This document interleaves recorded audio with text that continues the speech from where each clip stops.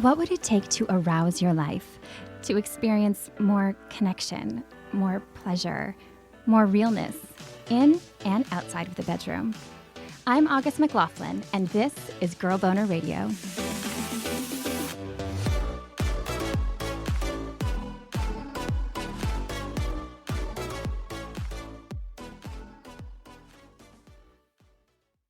Most of us don't walk around just like, okay, I'm in the mood. The analogy I like to use here is people who have spontaneous desire. That's like having a sweet tooth. And then there are people who have responsive desire, which is no, I don't crave sweets out of nowhere, but if I see someone eating a cake on TV or if I walk past a bakery and I smell it, yeah, that'll make me want one.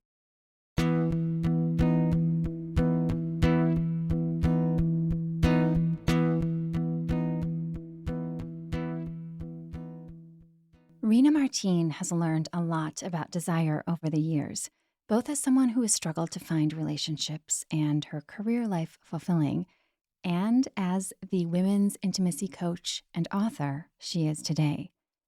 I met Rena at a live event I was part of earlier this year. She walked up to me afterwards with this huge, warm smile and handed me a book she'd written that matched her hot pink hair. It's called The Sex You Want, A Shameless Journey to Deep Intimacy, Honest Pleasure, and a Life You Love. And it had me from page 1, especially these bits. I'm about to pay for sex, she writes. I've sent child molesters and rapists to prison for life. I've been called to crime scenes with brains and organs spilled onto sidewalks. But I've never hired a sex worker, much less a dominatrix. Never had a woman bring me to orgasm. I have a feeling she's planning to change that today. See what I mean? Obviously, we had to talk.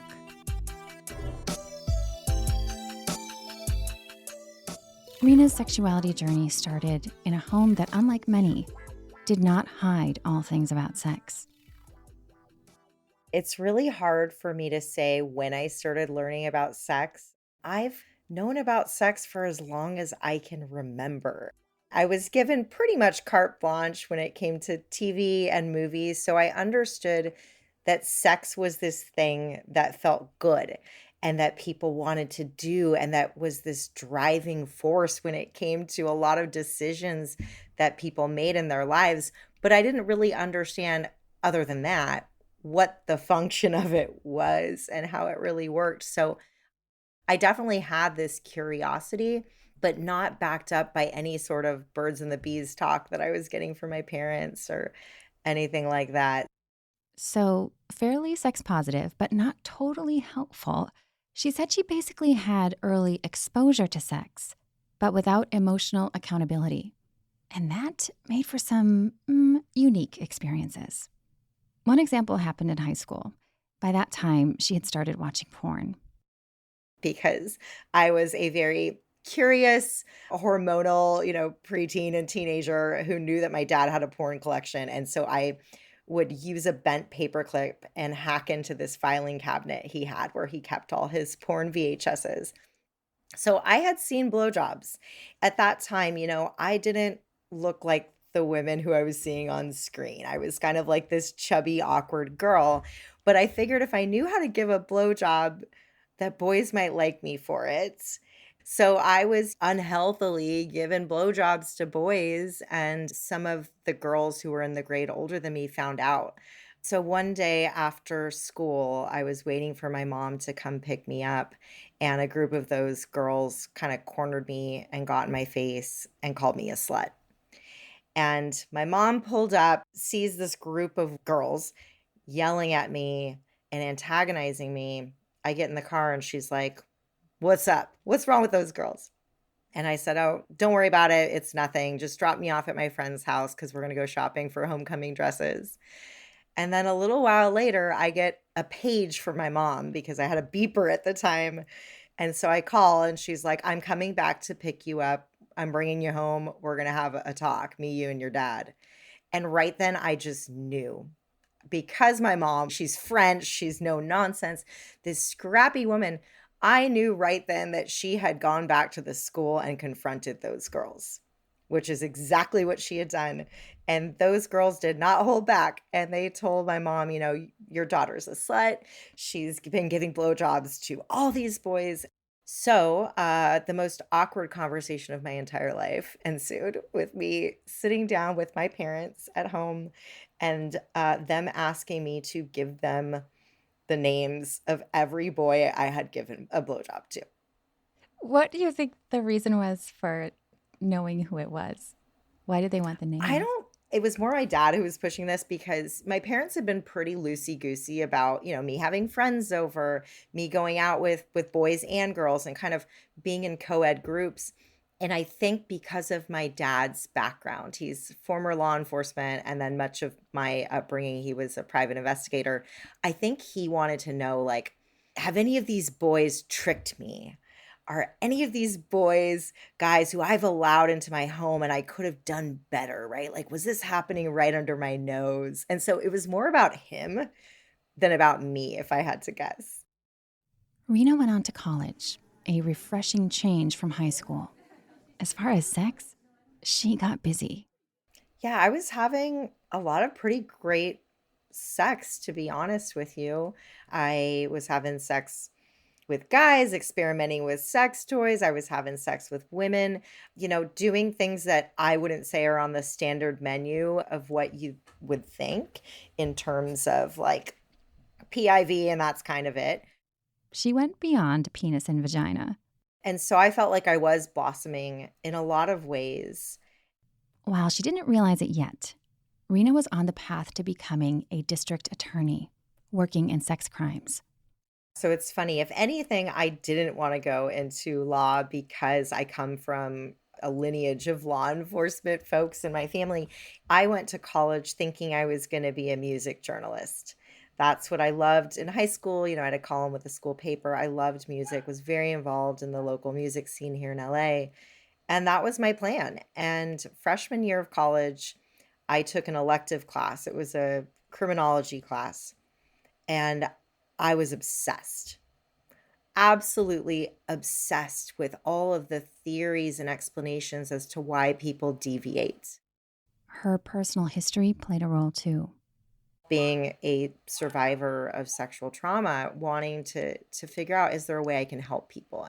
I switched majors, went into sociology with an emphasis in criminology, and I thought to myself, okay, well, what can I do with this? I knew I didn't want to be a cop, that's for sure. So becoming a prosecutor, becoming a DA, and specifically focusing in sex crimes, that's what I wanted to do. And I happened to need to be a lawyer in order to do that. Rena's studies took her to the UK, where she met a man she would end up marrying. She remembers the day they met so well. She had arrived in London early for her study abroad program. And I was just partying like a maniac for like 3 straight months. And I went down to Brighton. And that first week I was there, I was sick as a dog. I think just a summer of sin caught up with me. Cabin fever, anyone? Soon, that would change. It was a Saturday night and I'd finally started feeling better. And some of my dorm mates were like, "Hey, Rena, do you want to go out?" I said, yeah. I was super into the kind of 60s mod music scene at the time. And I knew of all the events happening in Brighton. So I said, I want to go to this thing. It's probably not your kind of music, but they're like, sure, you know the town, we'll come out with you. So they all go to this event, and Rena really stood out from her friends who were Pretty kind of mainstream girls who were trying to figure me out. Because at the time, I did not look like a very mainstream girl. Rena sported a short, dyed black pixie cut, and she wore this vintage A-line 60s dress, paired with pointed flats. Her dorm mates were curious, and they started scanning the room on her behalf. They're like, so what's your type? Is he your type? And there'd be guys walking through the door at this club. Is he your type? No, not really. And then this guy walks in, and I'm like, that is my type right there. Tall, good looking, stylishly dressed, like just gorgeous man who I was like, that is so my type, but that guy is so out of my league too. So I just kind of had my eye on him. He met up with a few friends and then was standing alone. And she thought, He's probably waiting for his very gorgeous girlfriend to arrive. But he wasn't. He just started dancing on his own. She walked up to him, admiring his vintage macrame tie. I picked it up and I looked at it and I was like, oh, nice tie. And then I let go of it and he was like, yeah, it is, but it's kind of fraying a little bit at the bottom. And I said, oh, I could fix that. And then I just turned around and kept dancing on my own. Now he had his eye on her. Connection made. I ended up going back to his place with a friend of mine and we like smoked pot and listened to music. And he was, a grown up. Like we were 19, he was 30. He had a really nice place, really good job. And I said to him, like, I can't stay the night here because I'm on my period and I did not bring any tampons with me. You have white sheets and like, even if we don't do anything sexual, I'm going to bleed all over your bed. And I will never forget this. He's like, look, I grew up with sisters. I have white sheets because I can bleach them and run them in really hot water. Stay the night. First thing tomorrow morning, I will go to the shop on the corner and I will buy you tampons. Oh. Yeah, I know. And so that was our first air quotes date, if you can call it that. A few days later, Rena went to her first day of classes and sat in this required course called Intro to British Culture. During it, her phone kept ringing. Her friend just kept calling. So she answered quickly just to say, I can't talk. But the friend cut her off, saying, your country is under attack. Planes had flown into the Twin Towers. It was 9/11. Rena hung up, called her dad, and put him on speakerphone. The other dozen or so students huddled around her while her dad recounted all that was happening. It was such a tumultuous time. I mean, I was studying abroad with a lot of American kids and students who had never left the country, never left home before. And now they're far away, they're scared. A few sobbed uncontrollably. Several ran out of class to call their families on campus payphones. It was chilling, she said. She'll never forget it. Or the ripple effects. My then soon-to-be husband, he lost his job because a lot of British companies were working with American companies, so the economy collapsed. In other words, she said, they'd started their relationship just before this big storm happened. And I think we bonded because of that, because it was just a scary and uncertain time, and we became pretty inseparable from that point forward. Like, moved in together very quickly, spent every day together. He came home with me to meet my family multiple times. I met his family. By that time, Rena had shifted gears academically. She was studying criminology and knew that she would head back to the States for law school. And I remember calling my parents up and saying, okay, we're going to get married so that we can stay together. We're just going to do it on paper over here in England. I'm going to come home. He's going to move to the States. And then we'll have a wedding eventually. And my parents were like, okay, Rena. And then they called me back about an hour later. My mom said, honey, I was talking to your father and he just doesn't like the idea of walking you down the aisle at some point knowing you're already married. So how about this? We'll plan a wedding for you here in the States. And so we put together, it was a really beautiful wedding with like over 100 people, but I was a child bride, August. Like I was 20 years old. Oh Yeah. my gosh. And I wasn't one of those girls who always dreamed of, getting married. It was a practical decision on my part, but it was a really beautiful wedding. Like most relationships, the couple's sex life was a journey, one full of adventures and some misadventures. The whole time we were living in England together, which was just shy of a year, no issues with sex. We were having a lot of fun. Almost had a threesome once, but he was too drunk and he ended up throwing up right before, like in the room. Oh no. And then this poor woman who we were with started crying and was like, it's because he saw me naked and he thinks I'm ugly. Oh no. I know. It was so bad. Overall, though, during those early days, they had a blast. In some ways, it felt like a romantic vacation. The schooling system in the UK is different than it is here. There was a lot more independent study going on. So I just had a lot of time at home while he would go off working. He would come home and I'd have dinner made, and my only job was to kind of play house for him and with him. I didn't have a ton of responsibilities. I didn't have a car, I didn't have very much I needed to do. Their whole dynamic and their sex life changed a lot once they moved to Los Angeles. When we got back to LA, I had my last year of college to do here, and just, life stressors. This wasn't a year abroad where everything feels like you're kind of living in fantasy land. And the new relationship, freedom abroad, sexiness, that diminished. For other reasons too. Looking back, Rena told me that she had him on this pedestal, and this role reversal, with him being more dependent on her in a country he didn't have residency in, just felt odd. Rena was now in a caretaker role for a man who was 10 years older than her, who she really looked up to. And she was too young to understand really what was going on. They ended up getting divorced, but the complexities around role reversal weren't the only issues. A part of Rena's identity was sort of hidden from her for a long time, and it seemed to fuel a pattern of infidelity. My first high school boyfriend, the boy I had sex with for the first time, I cheated on him with one person pretty consistently. Every relationship I had after the husband I just mentioned, there was some form of infidelity there, whether it was a repeated thing with one person or just like a here and there thing with other people. 10 years after her divorce, with her DA career in full swing, Rena got married to another man. She really thought she would stay loyal and true this time. Nothing sexy outside of the monogamous relationship, but it just seemed like she couldn't. I got to a point where I was like, on paper, my life is really good. And why can't I stop doing this? What's wrong with me?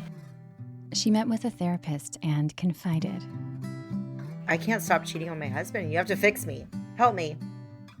Gradually, through a lot of, quote, heavy emotional work, Rena realized something life-changing thanks to that therapist. She helped me see that I wasn't broken, that I was just different, that I'm just not wired for monogamy. And that's why it's been so hard for me my whole life. Not everyone's wired to be heterosexual. People aren't necessarily the gender they were assigned at birth. I mean, that's how I feel about my relationship to non-monogamy, is that that's how I'm built. And in some ways it'd be a lot easier if I weren't built that way, but I am. And I've learned to celebrate that and embrace the opportunities that gives me too. Those epiphanies unfolded 6 years ago, and it helped kickstart sexual exploration of a new kind, where Rena could openly be herself. At the same time, her legal career in sex crimes was feeling increasingly less right for her. So she started prosecuting other types of cases, but she said the work just became a paycheck. She wanted to feel like she was really helping people. Maybe she'd have to ride it out for 12 years to collect a pension and then become a therapist. If I could help one woman the way my therapist had helped me, I figured I would have meaning again. Then the COVID-19 pandemic happened. And after I had baked all the bread and watched all the TV and was just left to sit with myself, it dawned on me, I don't want to stay miserable in a job that's just okay. I want to start helping people sooner than that. So I got a coaching certification and I became trained as a life coach, started working with clients, and very soon realized I am a much better coach than I would have been a therapist. Given the lockdowns and the time a lot of folks had on their hands, A lot of people wanted to work on themselves because of the timing. My business boomed, and I was in a place where it was feasible for me to give up a lengthy, very stable golden handcuffs career with the County of Los Angeles and go out on my own as an entrepreneur. finally, Rena was turned on personally and professionally, and cultivating a career that does feel meaningful. Personal turn-on is something Rena works on with coaching clients. She dedicated a chapter to it in The Sex You Want. In it, she shares a personal experience about sexy plans she was not exactly up for. It went like this. So it was a Friday night, and I was supposed to go to a skirt club event. You may recall Skirt Club from a past episode. They described their mission like this: our goal is to be a catalyst for each woman to become the mistress of her own life. And they really center LGBTQ plus and bi-curious women at a range of casual and upscale events. The one Rena attended wasn't a full-blown sex and play party. I didn't actually know what it was gonna be because I hadn't been to any of their events before. But it was more like a bunch of, bi-curious women who would make out and do pretty PG-13 types things. But it was supposed to be a sexually charged environment where physical contact was on the table. Beforehand, though, Rena was more like on the couch. I was cozy at home. I live in Echo Park. I'm one of those pain in the ass people who hates going west of La Brea. A very LA thing, by the way. And this event, which she already had tickets for, was west of La Brea. It's in West Hollywood, like Sunset Strip, West Hollywood, on a Friday, traffic. I'm at home, my cat's next to me. I'm wearing my cozy bathrobe, and I'm like, I don't want to, I just can't even get into the mindset. Like, this is the furthest thing from what I want to do tonight. It was December, it was like chilly out. Yes, it gets chilly in LA, just trust us. So Rena started texting with a colleague. And she was teasing, like, well, me and my wife, this is normally our bedtime. Like, I couldn't even think about going out to a party tonight. But if you just change your mindset around this and give yourself some stimulation that you already know gets you in the mood, maybe that'll help. Maybe she had a point.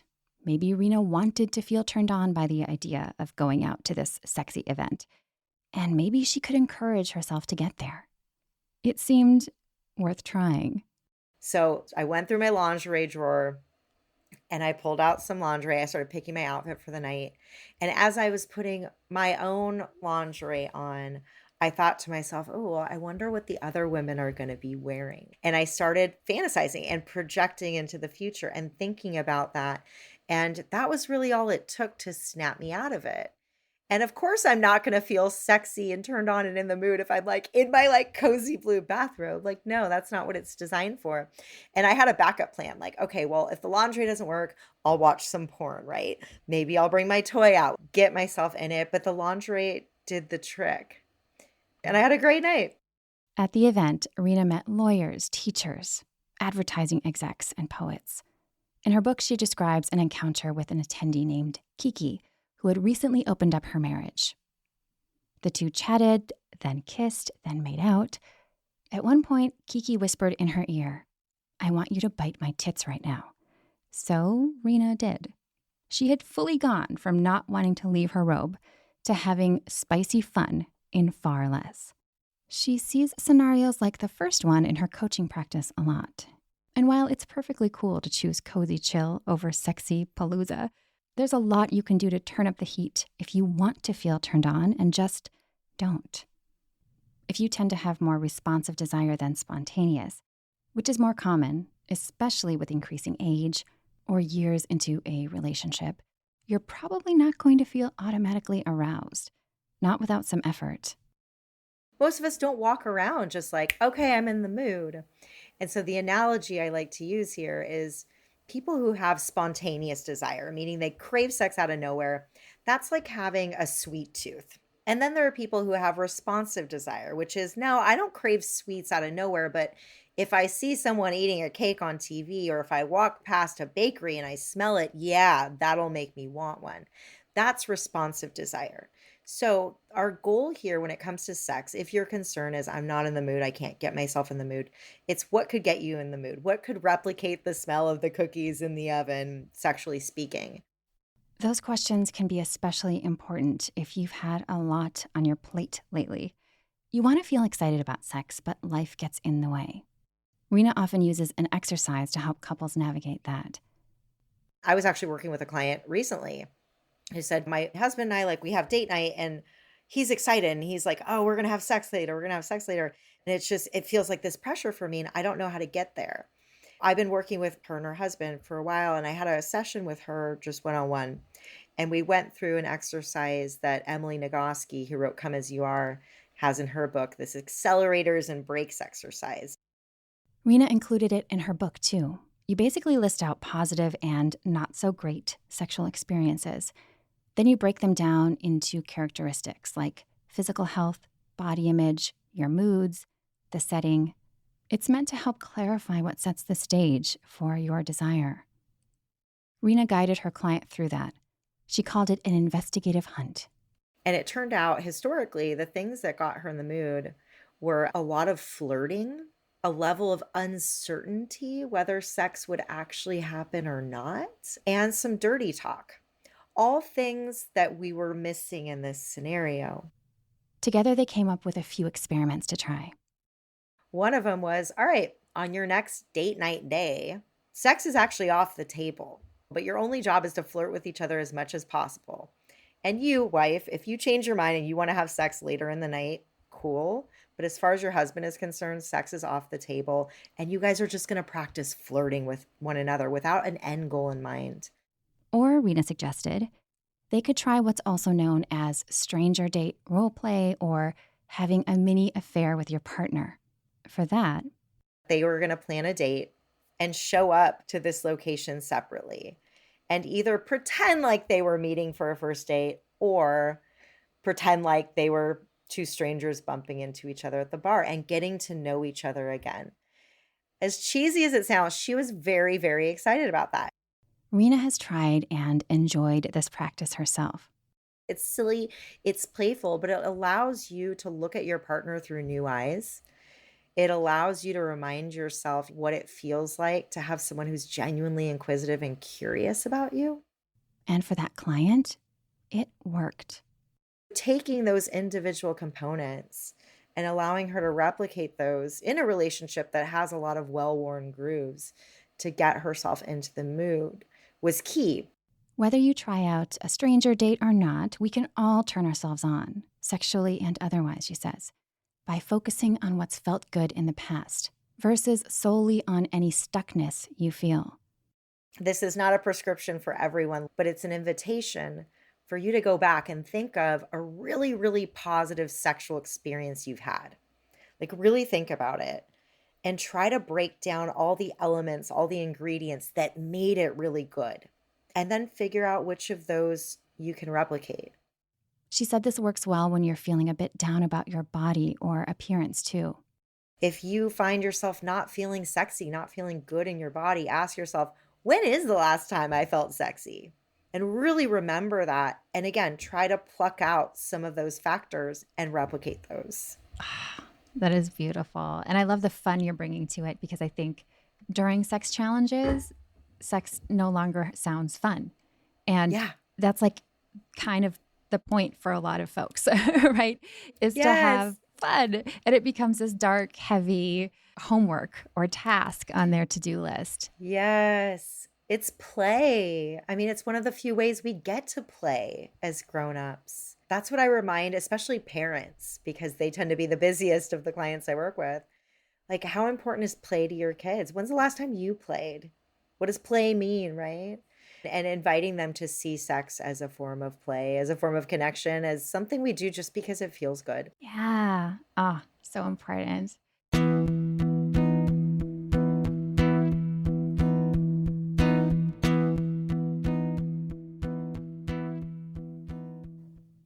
Rena's book, The Sex You Want, has gleaned some pretty sweet reviews. Emily Morse, host of Sex with Emily, said it includes hands-on practices to rinse out any shame you've got about sex and replaces it with a life that reflects the sexual person you already are. Regina Thomasauer, who wrote Pussy, a Reclamation, called it a gorgeous pink-carpeted pathway out of shame, guilt, and self-doubt. Rena shared this about it. I want you to know that this book wasn't written from an ivory tower, that it's supposed to feel like a conversation between two friends over a reasonably priced bottle of wine. It is story driven. It is a book of lessons illustrated by way of stories, my own and my clients' stories, because what I found is that one of the best ways to resolve shame when it comes to sex as women is to hear from women like us, not clinicians, not people who are taking a clinical or detached approach to this. And that's what I want folks to walk away with, that this book is different for that reason.